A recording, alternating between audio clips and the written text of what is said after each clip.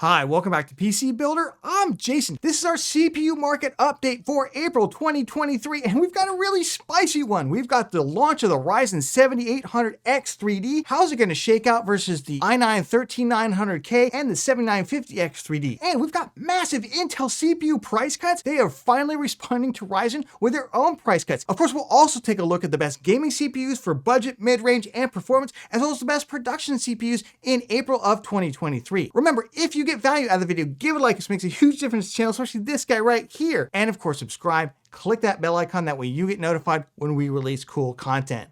With that, let's jump into it. Before that, this video is sponsored by VIP SCD Key. Say goodbye to crazy expensive Windows 10 licenses and that terrible Activate Windows 10 watermark. Right now, use the links in the video description, head over to VIP SCD Key, and get a Windows 10 Home or Pro OEM license for a great price. Pick your product license, then use the PC Builder discount code PC25 for an additional 25% off. Go to the activation settings on your PC, put in the code, and boom, you have a fully licensed Windows 10 for a crazy low price, which can be upgraded for free to Windows 11. Use the links in the video description below. Let's jump into current pricing and availability, because Intel, after getting the snot beat out of it for months and months and months, including the launch of the 7800X3D, which we will get into later in the video, Intel finally appears to be punching back a little bit with some pretty steep price discounts. Let's go through this. i3-12100F down $7 to $99. Honestly, that's where that CPU belongs. Probably even lower than that. 7% change.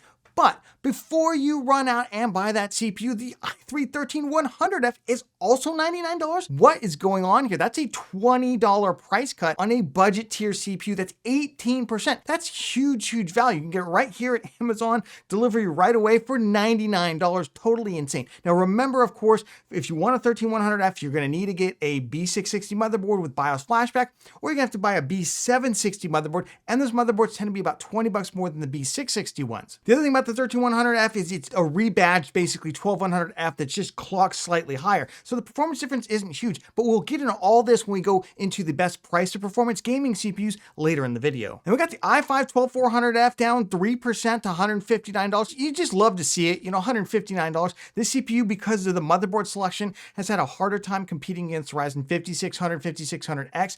159 begins to make that price much more attractive. But probably one of the most interesting CPU discounts is the i5-13400 for just $185 now, down from $209 just a month ago. It's 11% price decrease. Remember, this is not just a souped up version of the 12400. This also has 4 E-cores in addition to the 6 performance cores. So it's actually got more cores than the 12400F on it, and $184. Now, does that put it into contention for a really good mid-range gaming CPU, given the motherboard pricings and some other things out there? We'll see. The rest of the pricing, kind of the same, except I will say there's some kind of bizarre price increases on the 12th gen unlocked CPUs. The 12600K up a little bit, 12700KF up a little bit, and the 12900K quite a bit, actually, about $40 on that. That CPU should see massive discounts at this point, because it requires a ton of cooling, and it's kind of trumped by like the 13600K. So just really bizarre there. Though sometimes at the end of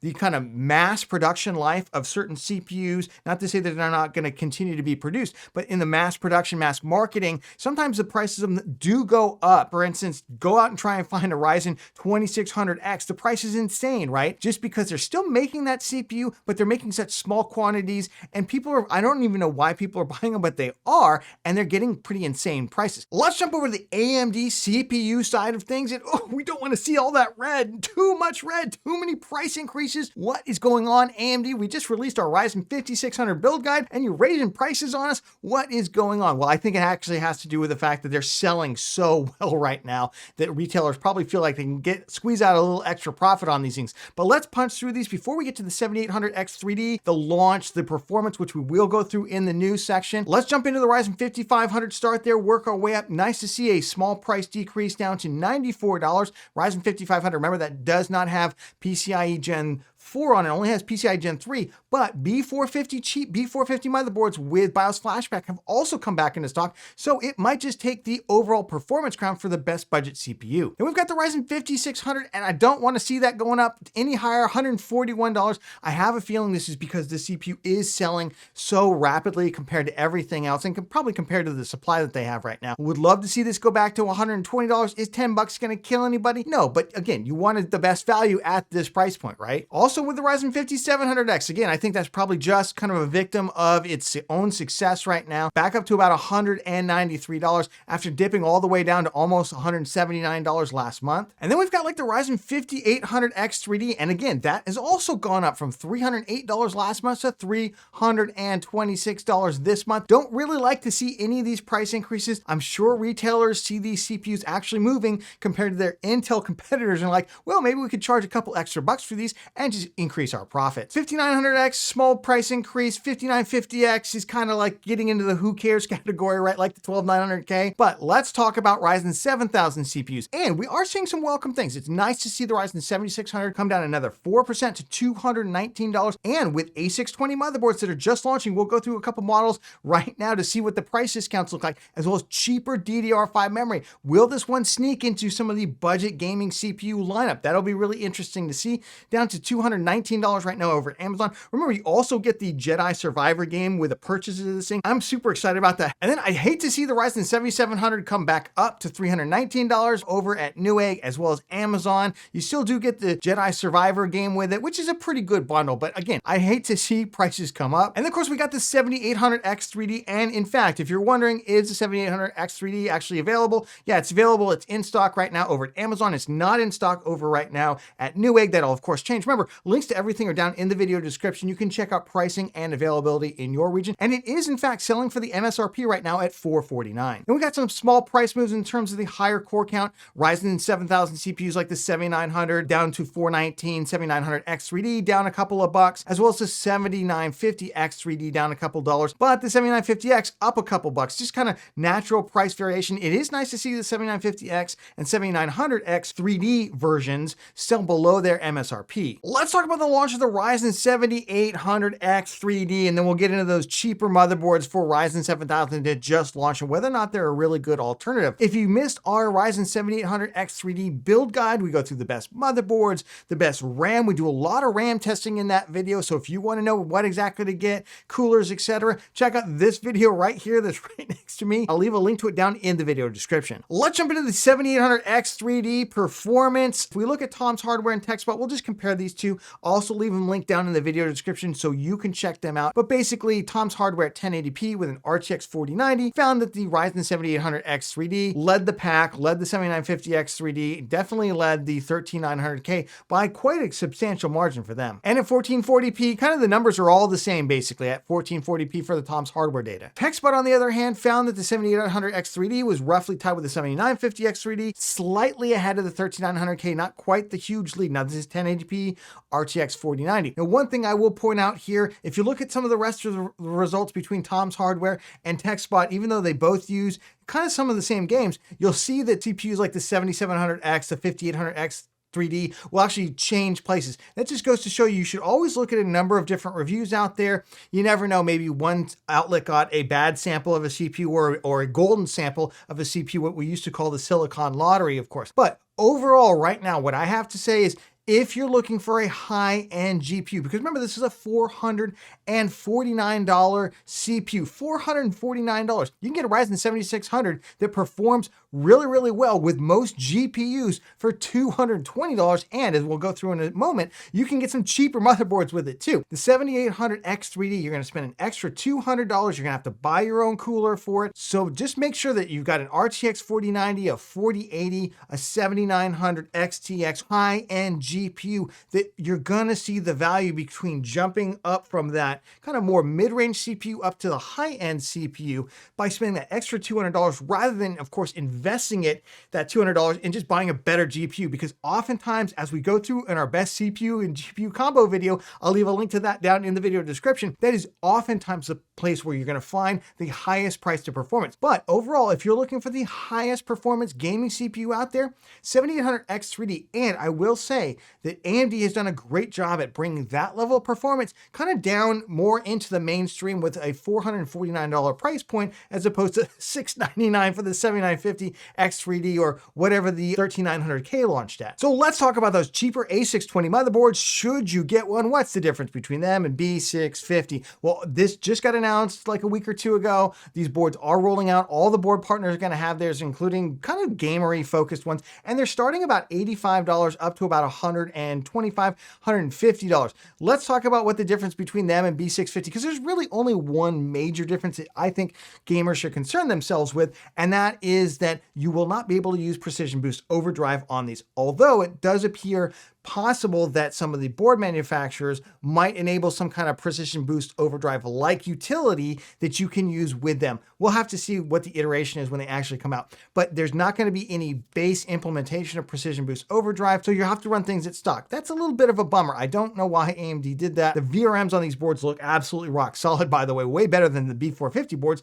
and you could overclock with those. The other thing is there's no PCIe Gen 5 on these boards. Hey, good riddance as far as I'm concerned. The PCIe Gen 5 is done nothing except drive up the cost. Remember, PCIe Gen 5 is largely a data center technology, and it's being forced on consumers. Forced on consumers. We do not need PCIe Gen 5 GPUs. They don't even exist, and they're not coming this generation. And we don't need PCIe Gen 5 storage devices. Those are for data centers, not for consumers.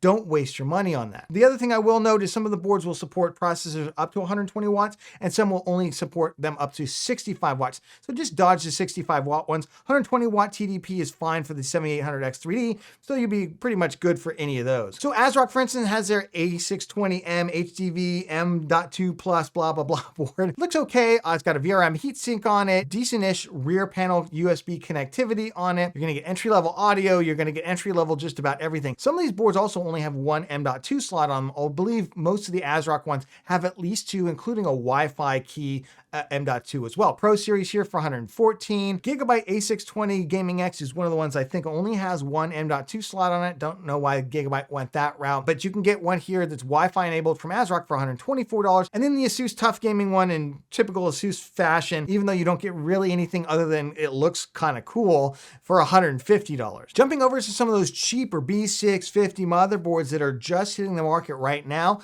Again, you can use Precision Boost Overdrive, and so I am scratching my head in terms of the pricing here, because for only $119, I can get the ASRock B650M HDV M.2, which is going to give me all the Precision Boost Overdrive. It's going to give me more connectivity to it for $119. So I really think these might be the better option if you're looking for those cheaper budget motherboards, and makes those 7600 gaming PCs really a lot more viable. Let's also really quickly take a look at DDR5 RAM prices that continue to fall, honestly, through the floor. They are falling far faster than I think myself or anybody really expected at the beginning of the year. So I have been pushing this particular kit. This is an $89 all-lower RAM kit, 2x8 gigabytes, only 16, I say only 16 gigabytes. You don't really need more than that, but 5600 CL36. And it's ranged in price anywhere from about $83 up to about $95 right now on Amazon, going for $89. And this had been a really great price, but I will say, in the last couple of weeks, look at this. 32 gigabyte kit, 5600 CL32, so it's even faster for only $98. And this is RGB, Team Force Delta. This is a super cool kit, and this is a great speed for Ryzen 7000. It's particularly great speed, as we found out, for the 7800X3D, which doesn't seem to care a lot about DDR5 RAM speed because it's got so much V-cache on it. Let's jump into the best gaming CPU 2023 in April, almost May. And if you're not familiar with how we do this, we basically give a gaming score for each of these CPUs and a performance score, multi-core performance score, and these are anchored to the i3-12100F, so they're a percent faster than that. We take the cost of the CPU, cost of a RAM kit, cost of a cooler and a motherboard, and we come up with the total platform cost, and we come up with the best CPUs for both production and gaming in 2023. Just taking a quick look at our platform costs for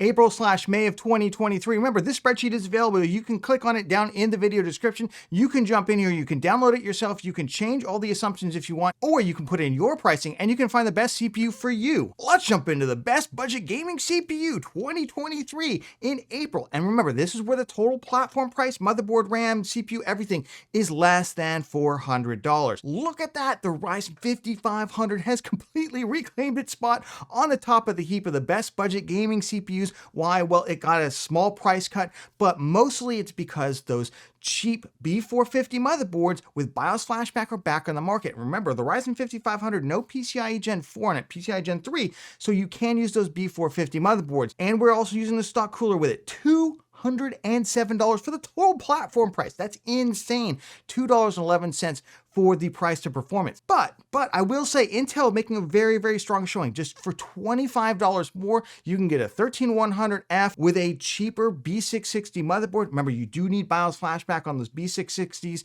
Not all the B660s, in fact, a lot of the B660s do not have BIOS flashback on it. All the Gigabyte boards do, so check those out. But for $232, just $25 more, you can get a PCIe Gen 4 modern CPU ready to go and game. The Ryzen 5600 remains a pretty compelling option, even though the price of that CPU did go up at $274 for the total platform price. This remains a good CPU for more mid-range and higher tier GPUs where you can't quite reach up to the next GPU tier, but for $30 or40, you could go to the 5600 platform and get 10-15% more performance out of your GPU. Then for the rest of these CPUs, unfortunately, the 12400F, 13400F, even the 5700X, they just don't quite cut the mustard. Don't really see why you'd go to these CPUs over getting a bigger, faster GPU and sticking with some of these kind of slightly less performative CPUs, that is until you reach up to a higher budget tier. Let's jump into the best mid-range production CPU in April 2023, and look at that, the script gets completely flipped with the 13400F. Great value. You can actually even get the 13400 for only about $15 to $20 more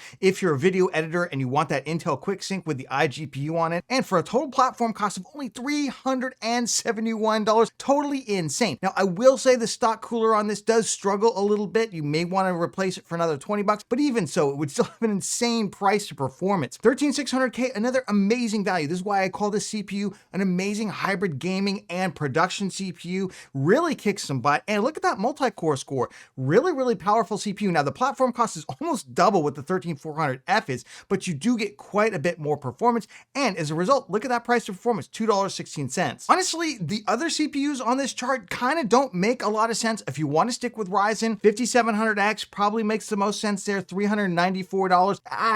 It's really hard to recommend that right now, given the cheaper price of the 13400F and the power of that CPU, or the 13600K if you want more ample power or you want high-end gaming as well. These other CPUs, in terms of production, just need price cuts or just don't make any sense whatsoever. Let's jump into the best mid-range gaming CPU for those of you looking to buy mid-range or higher tier GPUs. So the gaming score here is greater than or equal 125, but the total platform price remains under $650. And look at that, the Ryzen 7600 kind of just smoking everything. Now you'll note we've gone with more budget-oriented motherboards in this one. If you do want to go to slightly more premium motherboards, the Z690 boards have slightly more premium options for a little bit cheaper than obviously the B650 boards are about another $120. But if you just want to keep it as it is, look at that, $2.85. The total platform cost only $419. Pretty insane value. Ryzen 7700, also pretty good value if you want to go up in power, $519, about $100 more. 5800X3D starts to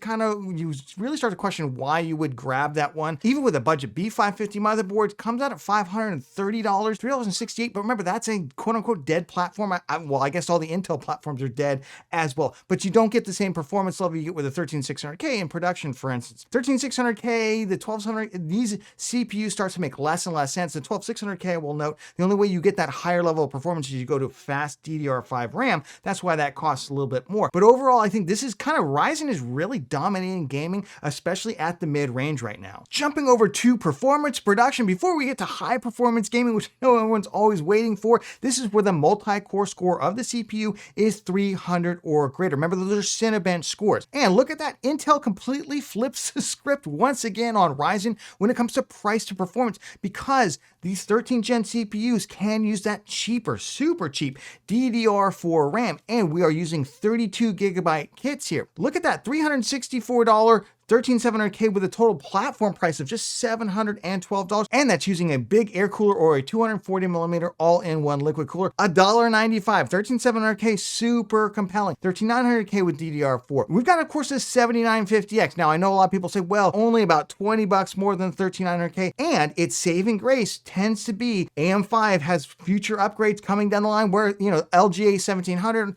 13900K, that's kind of the end of the line for that CPU. So the Ryzen 7950X for $986, if you're going to make that level of investment, it might make sense to go with that platform instead. I will note we're using all quality motherboards here, given that they often have more M.2 slots, given that they often have upgraded other kinds of features that production users really like. Going down, we can see the 7950X3D, the X3D CPUs in general, just not great values when it comes to production, given that there's lower levels of production and they cost quite a bit more. 13700K, 13900K with DDR5 RAM, you start to ask yourself, well, why? Given that DDR5 RAM is, you're not future-proofing anything on it, you might as well save a little bit of money and go DDR4. Let's jump into the best high-performance gaming CPU 2023 in April. Look at that. Even though we've now upgraded all of our motherboards to at least quality motherboards with upgraded audio on them and other features, the Ryzen 7600 still kicks in some butt out there. $3.67 total price of performance. Even if we threw on a $20 or $30 aftermarket air cooler, it'd still be doing really well at just $539 for the total platform price. But you can just see absolute domination by Ryzen at the higher end. Now, I will say that the 7800X3D obviously is not the best price to performance. It just happens to be the absolute best. Now, typically, we see the absolute best at the bottom of this because they're the most expensive. That's the great thing about the Ryzen 7800X3D is it introduces top tier performance for just $449. Pretty insane value. And if you're getting, again, an RTX 4080, a 4090, an RX 7900 XTX, I think the CPU becomes an absolute no-brainer, even though it doesn't come with its own included cooler, and you're going to get a mid-tower air cooler for about $40 or $50. $814 is your kind of out-the-door platform price for that. Just totally insane value, even over anything from Intel. Even the 13700K, 13900K, just can't compete using DDR5 RAM. As we go down the line, you just start to ask yourself, what are you doing with the 13900K? I just don't understand. The 13900K to me needs a massive price cut. Its competition to me is no longer the 7950X or 7950X3D. It's a 7800X3D. Maybe they'll do that with the 13700K. Maybe they'll massively cut the CPU price on that. It's just Intel has really no answer right now at the high performance space. It's kind of all Ryzen. It's just going to depend on the level of GPU that you're buying into right now, whether you get the 7600, the 7700, or the 7800X3D. Let's play everyone's favorite game. Should you buy now or should you wait? Well, honestly, what are you waiting for? I know 14th gen Intel supposedly coming out, you know, either towards the end of this year or early next year, but who cares really? And I do expect that Ryzen 7000 CPU prices will kind of continue to trickle down, especially like the 7600. It's good to see cheaper motherboards out there. It's good to see DDR5 prices continue to fall. All the DDR4 prices are continuing to fall too. So overall, I think if you're a high-end buyer, you've got what you came for. Grab that 7800X3D, grab the 4090, 4080, RX 7900 XTX, and just kind of go to town at this point. You've got your system, and you're going to have upgradability on that system for years to come, which is really nice. Kind of in the mid-range, I know a lot of mid-range buyers right now are kind of big yellow light because the GPU market seems so silly. We just got the RTX 4070. We're waiting for AMD to launch its response, and I think a lot of people are kind of just waiting out there. And honestly, this is not a situation where I would wait for the CPUs. I think the CPUs are there. Possible Intel cut some CPU prices and they kind of sneak into some of these better positions. But really, Ryzen 7600 is great gaming CPU, and you get a future upgradable platform when the 87, whatever they call it, the 8000 series, the 9000 series comes out. That being said, you're probably waiting for that GPU, right? You're probably waiting on the GPU launch is where we rumored in June, possibly July from AMD to see how that shakes out. So probably a big yellow light for your mid-range buyers. Budget buyers, I know AMD is probably going to release a 6600 XT or 6650 XT replacement GPU. So maybe that's what you're waiting for out there. But honestly, I tend not to wait for unannounced products, especially at the lower end when they haven't even announced their high end or their mid-range stuff yet.